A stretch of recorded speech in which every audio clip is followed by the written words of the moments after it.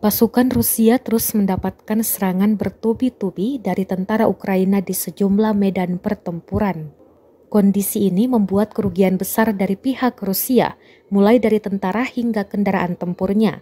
Seperti rekaman yang ramai beredar di Telegram pada Jumat 25 November 2022. Dalam keterangan unggahan disebutkan, tentara Rusia ludes digempur pasukan Ukraina dekat Bakhmut. Rentetan granat tak hanya jatuh di gerombolan pasukan Ukraina, tetapi juga di kendaraan tempur Rusia. Hasilnya, ledakan dahsyat terjadi di benteng pasukan Rusia di Bakhmut.